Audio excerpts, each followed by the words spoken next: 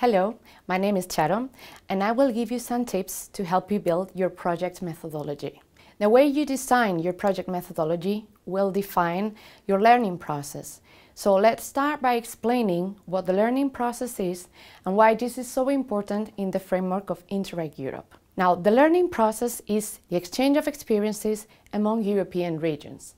This exchange is based on the identification, analysis, and transfer of good practices. Let's remember that Interreg Europe supports the exchange of experiences among European regions. That's why the learning process is the cornerstone and is at the heart of the program. The learning process will help you identify and analyze your territorial needs. All the regions participating in a project share the same challenges and issues related to a specific topic at territorial level. Thanks to the learning process, you will be able to identify these needs, and this will help you overcome your territorial challenges. That's why also the learning process, it's a catalyst. It triggers the change of your policy instruments. It paves the way towards the improvement of these instruments and therefore towards the improvement of your territorial situation. There are a number of activities that you can use in your learning process.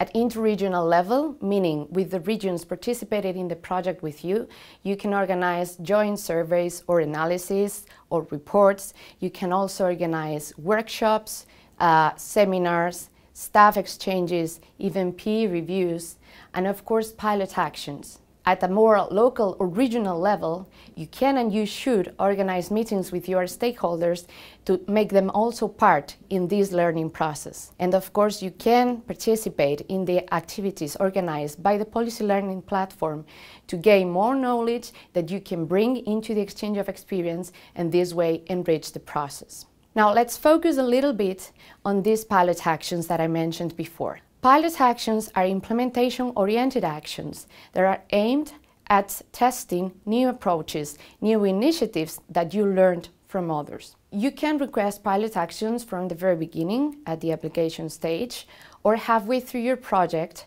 at the midterm review meeting. There is only one limitation of one pilot action per region involved in the project. Therefore, if you requested this pilot action at the application stage and this was approved, you won't be able to request another one at the midterm review meeting. And also keep in mind that these pilot actions are part of the learning process. There are a number of requirements that you should keep in mind if you want to request a pilot action. First of all, the policy relevance and durability of this action must be demonstrated, meaning at the end of the day, the objective, the purpose of a pilot action is to improve the policy instruments that you are addressing.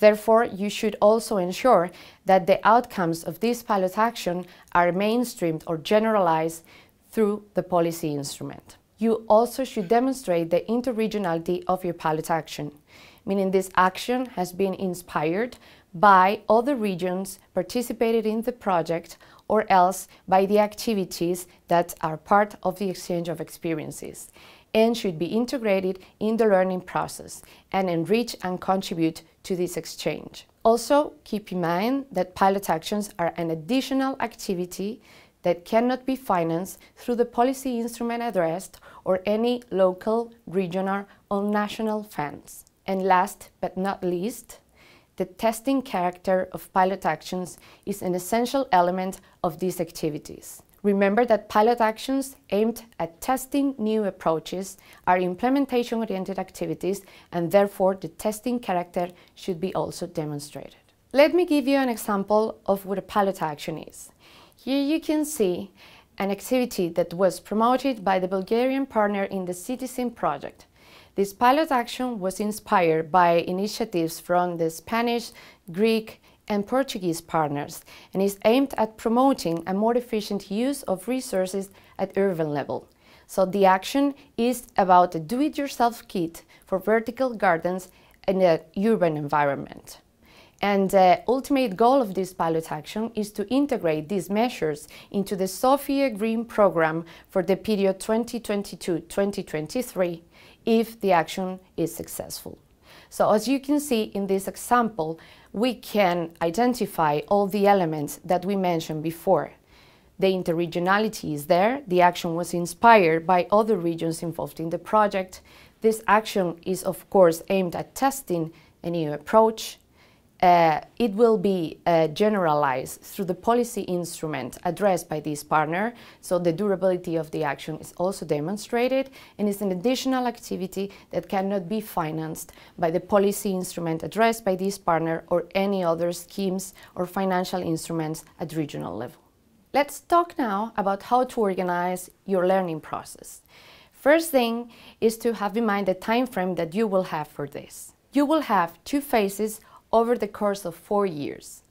The core phase, with a fixed duration of 3 years, and the follow-up phase with a fixed duration of 1 year. The core phase is dedicated to the exchange of experiences and ideally to the improvement of your policy instruments, while the follow-up phase is dedicated to the monitoring of the results that you achieved during the core phase, meaning to measure the impact that these results, these outcomes, have on the territory. Like I said before, ideally you should improve your policy instruments during the core phase.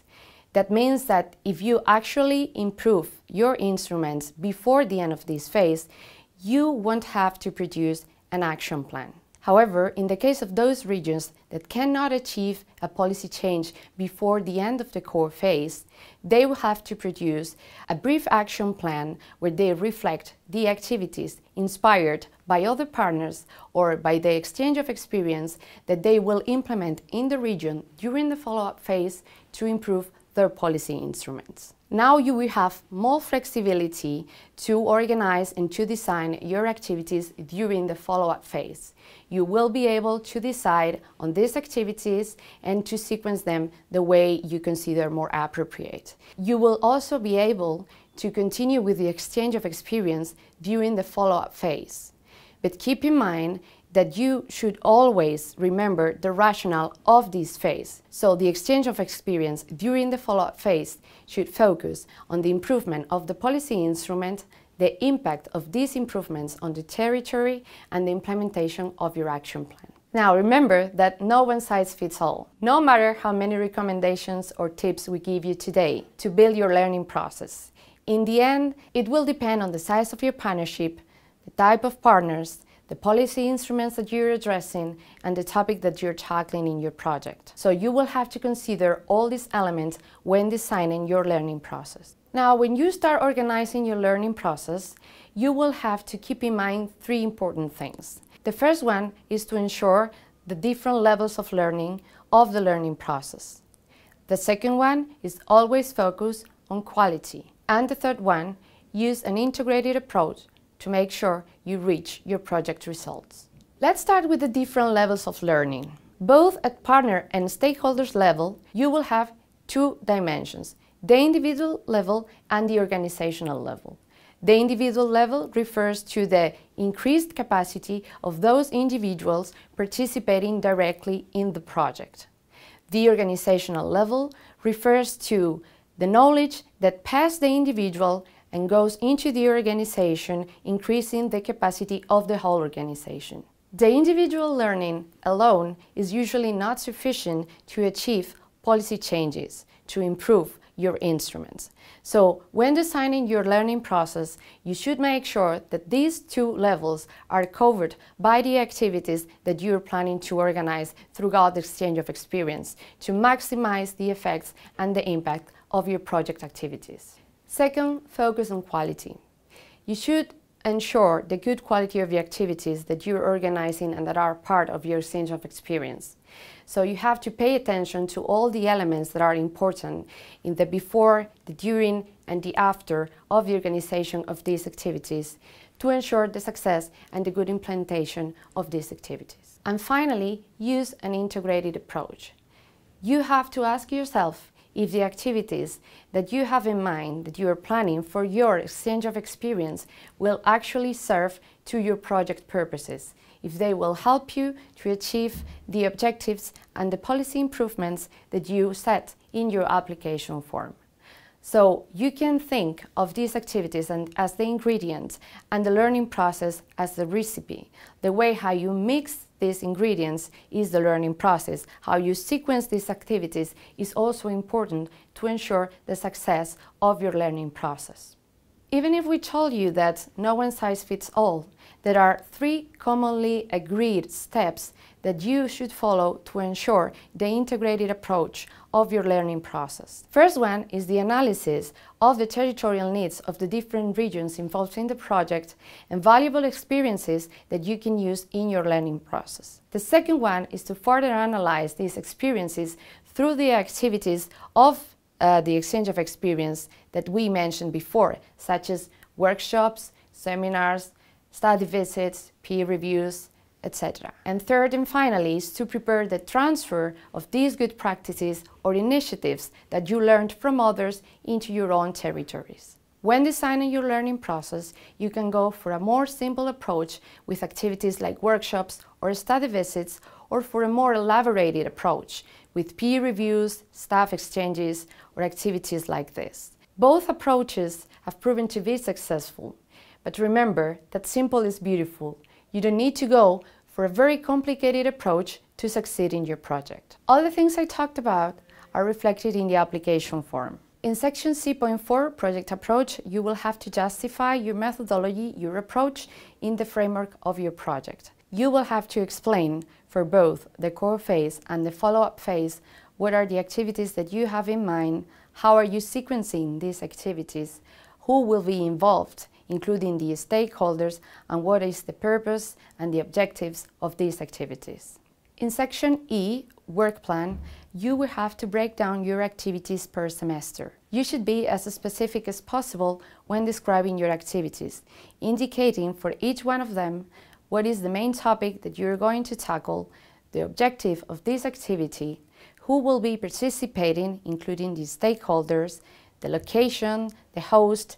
Any additional information that you can provide will be welcome. You will have to also indicate the number of good practices and policy learning events per semester. In case you have pilot actions, you will have to describe them in section D1.4. First, you will have to indicate what is the policy instrument that will be improved through this pilot action. In this section, you will have to describe the main elements of your pilot actions, those that we mentioned before. You will explain what your action is about and how this has been inspired by the other regions participating in the project. Then you will add information about how this pilot action will improve the policy instrument address, meaning their policy relevance and durability, how the outcomes of this action will be mainstreamed through the policy instrument. And finally, you will have to explain why this pilot action cannot be financed by the policy instrument addressed by this partner or by any local, regional or national funds. And now that you know how to organize your learning process, I invite you to watch another video on how to evaluate your performance.